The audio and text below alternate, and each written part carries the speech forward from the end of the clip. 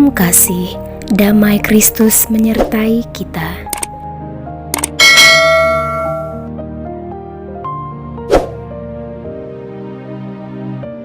Bapak Ibu serta saudara-saudari yang terkasih, hari ini kita akan mendengarkan riwayat orang kudus Santo Raimundus Nonatus pengaku iman. Julukan Nonatus yang berarti yang tidak dilahirkan serta-merta menunjukkan kepada kita bahwa ada suatu keanehan seputar saat kelahiran Raimundus. Memang Raimundus lahir tidak seperti biasanya. Ibunya meninggal dunia karena sakit keras selagi Raimundus masih ada dalam kandungan. Demi menyelamatkan dia, dokter terpaksa melakukan operasi terhadap ibunya yang sudah tidak bernyawa lagi. Dokter berhasil mengeluarkan dia dari rahim ibunya, karena itulah ia dijuluki Nonatus. Raimundus lahir di Portello, Catalonia, Spanyol pada 1204. Ayahnya seorang bangsawan dari keluarga Sarois yang disebut juga keluarga Segers. Meskipun berdarah bangsawan, keluarganya hidup miskin dan serba kekurangan. Raimundus mengalami kegentiran hidup itu selama masa mudanya. Meskipun terlilit kemiskinan, ia tetap riang, dan dalam doa imannya yang teguh, ia menyerahkan hidupnya kepada penyelenggaraan ilahi. Raimundus dipenjara selama 8 bulan dengan siksaan yang berat. Bibirnya dilubangi dan dikunci sehingga ia tidak bisa lagi mengajar orang banyak. Untunglah bahwa uang tebusan baginya segera tiba sehingga ia dapat segera dibebaskan dan bisa kembali ke Spanyol. Raimundus meninggal dunia pada 1240 dan ia dihormati sebagai pelindung para ibu yang melahirkan. Demikianlah riwayat orang kudus Raimundus. Meskipun ia dianiaya dan disiksa, ia tetap setia dan selalu berpengharapan kepada Tuhan. Amin. Bacaan pertama. Aku mewartakan kepadamu kesaksian Kristus yang tersalib.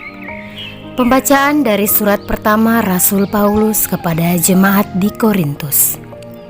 Saudara-saudara, ketika aku datang kepadamu, aku tidak datang dengan kata-kata yang indah atau dengan hikmat untuk mewartakan kesaksian Allah kepada kalian. Sebab aku telah memutuskan untuk tidak mengetahui apapun di antaramu selain Yesus Kristus, Dia yang disalibkan. Aku pun telah datang kepadamu dalam kelemahan, dengan sangat takut dan gentar. Baik ajaran maupun pemberitaanku tidak kusampaikan dengan kata-kata hikmat yang meyakinkan, tetapi dengan keyakinan akan kekuatan roh, supaya imanmu jangan bergantung pada hikmat manusia, melainkan pada kekuatan Allah. Demikianlah sabda Tuhan. Syukur kepada Allah. Bacaan Injil. Aku diutus menyampaikan kabar baik kepada orang-orang miskin. Tiada nabi yang dihargai di tempat asalnya. Inilah Injil Yesus Kristus menurut Lukas. Sekali peristiwa, datanglah Yesus di Nazaret, tempat ia dibesarkan. Seperti biasa pada hari Sabat, ia masuk ke rumah ibadat. Yesus berdiri hendak membacakan kitab suci. Maka diberikan kepadanya kitab Nabi Yesaya. Yesus membuka kitab itu dan menemukan ayat-ayat berikut. Roh Tuhan ada padaku, sebab aku diurapinya untuk menyampaikan kabar baik kepada orang-orang miskin. Dan aku diutusnya memberitakan pembebasan kepada orang-orang tawanan, penglihatan kepada orang-orang buta, serta membebaskan orang-orang yang tertindas. Aku diutusnya memberitakan bahwa tahun rahmat Tuhan telah datang. Kemudian Yesus menutup kitab itu dan mengembalikannya kepada pejabat. Lalu ia duduk dan mata semua orang dalam rumah ibadat itu tertuju kepadanya. Kemudian Yesus mulai mengajar mereka, katanya, pada hari ini genaplah ayat-ayat kitab suci itu pada saat kalian mendengarnya. Semua orang membenarkan Yesus. Mereka heran akan kata-kata indah yang diucapkannya. Lalu kata mereka, bukankah dia anak Yusuf? Yesus berkata, tentu kalian akan mengatakan pepatah ini kepadaku, "Hai tabib, sembuhkanlah dirimu sendiri. Perbuatlah di sini, di tempat asalmu ini, segala yang kami dengar telah terjadi di Kapernaum."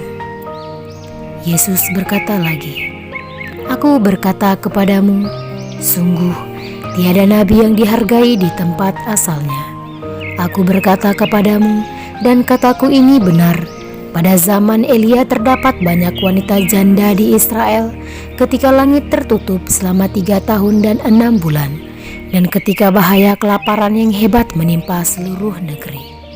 Tetapi Elia diutus bukan kepada salah seorang dari mereka, melainkan kepada seorang wanita janda di Sarfat di tanah Sidon. Dan pada zaman Nabi Elisa banyak orang kusta di Israel, tetapi tiada seorang pun dari mereka yang ditahirkan selain Naaman, orang Syria itu." Mendengar itu sangat marahlah semua orang di rumah ibadat itu. Mereka bangkit lalu menghalau Yesus keluar kota dan membawa dia ke tebing gunung tempat kota itu terletak untuk melemparkan dia dari tebing itu. Tetapi Yesus berjalan lewat tengah-tengah mereka lalu pergi. Demikianlah Injil Tuhan. Terpujilah Kristus. Bapak, Ibu, serta saudara-saudariku yang terkasih, hari ini kita akan mendengarkan renungan tentang perintah bukan pilihan. Pada Injil Lukas 4 ayat 18, "Roh Tuhan ada padaku, oleh sebab Ia telah mengurapi aku untuk menyampaikan kabar baik kepada orang-orang miskin, dan Ia telah mengutus aku." Roh Kudus dicurahkan bagi setiap orang yang percaya kepada Tuhan. Ketika Roh Kudus dicurahkan kepada seseorang, maka orang itu juga menerima misi perutusan dari Tuhan. Pada setiap akhir perayaan Ekaristi, kita selalu diingatkan akan hal ini dalam bentuk berkat perutusan dari pastor.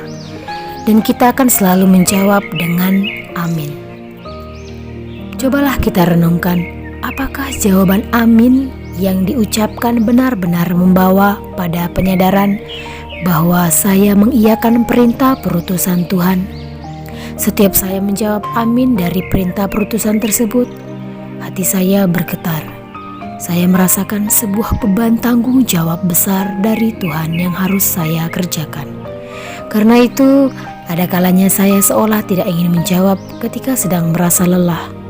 Sebab saya betul-betul menyadari konsekuensi dari apa yang saya ucapkan di hadapan Tuhan adalah sebuah perjanjian dengannya dan saya tidak boleh mengingkarinya. Marilah kita melakukan refleksi, apakah kita sering hanya sekedar menjawab amin karena itu bagian dari liturgi? Ataukah karena kata itu adalah remah dari Tuhan untuk kita taati sebagai perintah dari Sang Pencipta dan Pemilik seluruh hidup kita? Allah yang Maha Rahim, mohon rahmat-Mu dan mampukanku untuk menaati perintah-Mu.